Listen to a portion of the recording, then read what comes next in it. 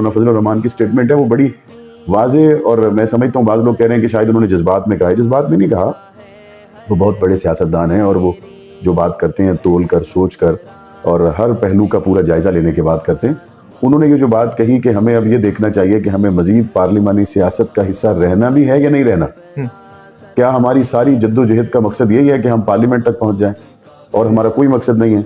وہ ہمیں ذلت کے ساتھ بھی وہاں تک پہنچانے کے لیے اگر راستہ دیں تو ہمیں کیا وہ بھی لے لینا چاہیے؟ تو یہ یہاں تک اگر صورتحال پہنچ گئی ہے تو مجھے تو یہ لگ رہا ہے کہ انتخابی نتائج کو تسلیم نہ کرنے کے بعد مولانا فضل الرحمان صاحب اگر کوئی موو چلاتے ہیں تو اس میں شاید وہ تمام جماعتیں بھی اتحاد کر لیں جنہوں نے الیکشن سے پہلے اتحاد نہیں کیا تھا۔ تو حق گو ہے، حق کی پہچان، محمود کا بیٹا فضل الرحمان، تو علمی قیمت گوہر ہے، میری سوچ کا واللہ تو